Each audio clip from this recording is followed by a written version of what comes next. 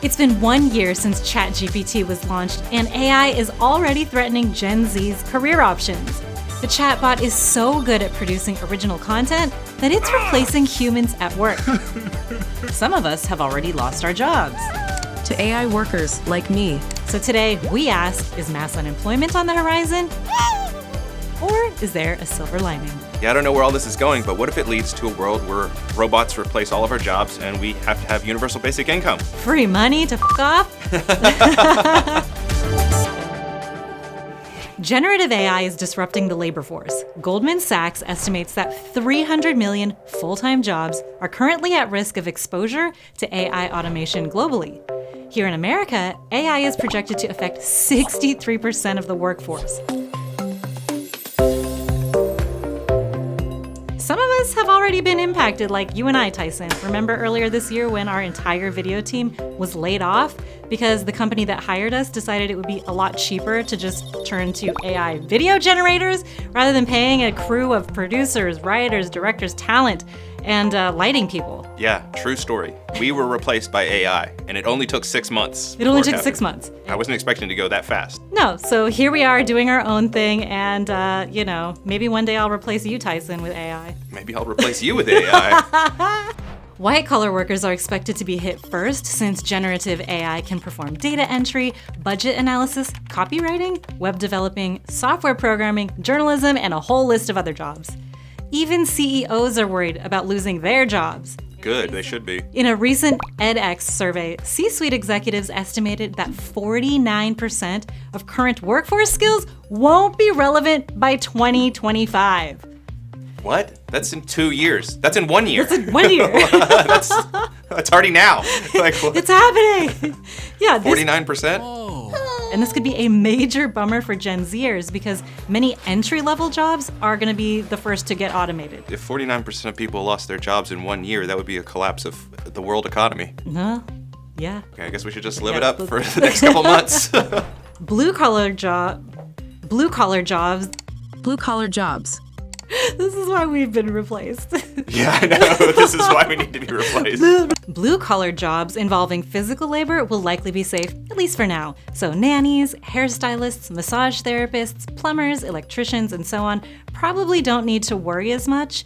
And it's really interesting because in the past, with automation, we've typically seen the replacement of blue-collar workers, like in factories, but now we're seeing higher-paid white-collar workers getting replaced. Maybe it's not too late for me to go back to school for being a nail person.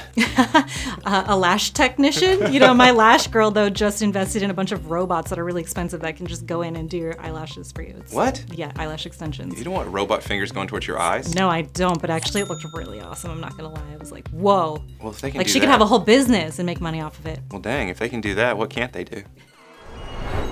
So I think at this point, literally every human on Earth knows what generative AI is, but how does it work? Maybe they don't know that. All right, well, generative AI is a type of artificial intelligence that can produce new, original content from existing data that is indistinguishable from content created by humans. Generative AI models do this through neural networks, which simulate what the brain does. Some examples of generative AI, in addition to ChatGPT, are GitHub, Midjourney, Replit, and Synthesia, my arch nemesis now. Ha ha ha. Sorry, girl.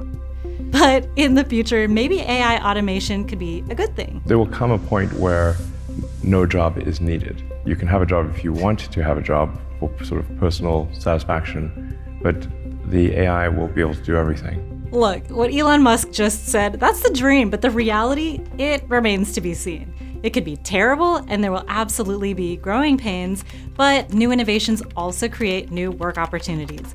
For example, many executives are now seeking workers with AI skills, and they say they're actually having a hard time finding people to fill these jobs. So everyone go out there and learn AI skills. I have just been learning how to do AI videos, and that technology is coming along really fast. Like, you can generate a clip that looks pretty good, but you can't get it to move a lot, but it can move just a little bit. So in a couple of years, it's gonna be like, you could just replace a whole shot. So yeah, this conversation makes me think about a book that I bought back in 2005, The Singularity is Near by Ray Kurzweil, and he was predicting this thing called the singularity, where technology would just have this exponential growth. And it feels like we are coming towards it. Like, what if we all lost our jobs in the next coming year? I think we should start talking about universal basic income as an option to have people survive. Absolutely. UBI is a guaranteed income provided to everyone with no strings attached. But it would have to be significant enough to cover living expenses if AI takes all our jobs. Supporters of UBI see its potential to free humans from working too much and to reduce economic inequality, while critics say it's unaffordable, will hurt the economy, and will make everyone slackers who are dependent on welfare. But studies based on early experiments show that guaranteed income has boosted birth rates, helped people obtain better full-time jobs, and reduced homelessness. We won't have universal basic income, we'll have universal high income. So in some sense, it'll be somewhat of a leveler or an equalizer. So what are your feelings on universal basic income? Because, we mentioned that it's been tried in experiments like in Alaska, and I know in other countries like Norway and Finland, they've done experiments, and they've all had positive results, although they were smaller experiments. I feel like we could have it could be implemented, but we have this wealthy class that would just be adamantly against it. Except I think things will shift if AI is really going to start replacing a lot of the labor force, as Goldman Sachs and other experts have predicted.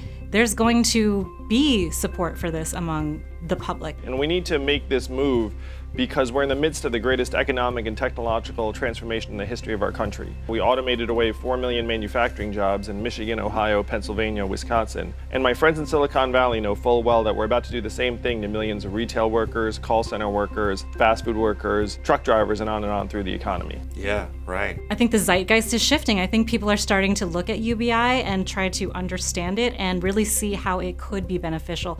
But how are we going to fund it?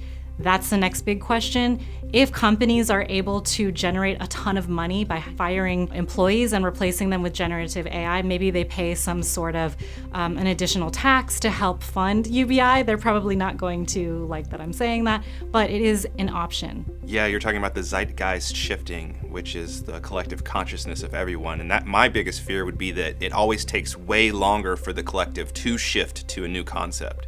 It takes them like 5 to 10 years to get a new idea into their head. So that's what I think would hold it back the most. Yeah, let's talk about worst case scenario. Let's say that universal basic income, even it's brought up, but it's rejected. Americans just won't go for it. AI just continues to increasingly take more and more jobs, and we're all out of work. No one has any money except for the mega wealthy. The rich get richer, the poor get poorer.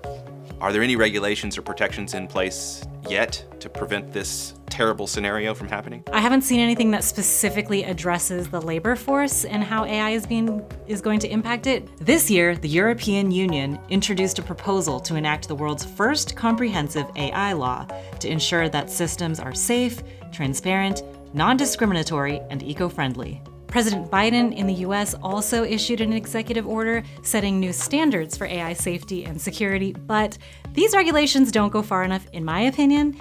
Artificial intelligence can potentially change the world in many positive ways or in many negative ways. Today, AI systems are incredibly flawed. There are not many people working on safety protocols, and even AI creators have problems understanding the inner workings of AI systems. So humans really need to ensure that they maintain control of advanced AI, because if they don't, the risks could be absolutely catastrophic. The Center for AI Safety says if AI is unregulated, it could be used in bioweapons, propaganda, censorship, and surveillance. Yeah, I think it's really interesting that the godfather of AI, Geoffrey Hinton, doesn't even fully understand how it's working so well. We designed the learning algorithm. That's a bit like designing the principle of evolution. But when this learning algorithm then interacts with data, it produces complicated neural networks that are good at doing things, but we don't really understand exactly how they do those things. Yeah, and advanced AI could even go rogue if it's allowed to autonomously pursue open-ended goals. So there are a lot of issues that need to be addressed.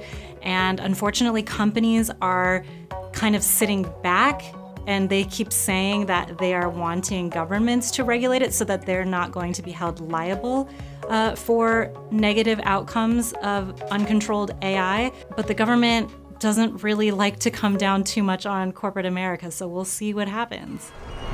So in the Star Trek universe, I'm a big fan of Star Trek, like especially the Next Generation. Like it's one of the best science fiction shows of all time. It's different from other science fiction where this is a future scenario where humans have evolved and they've bettered themselves and their society has evolved, their culture has evolved, and they live in a world where they don't have money anymore.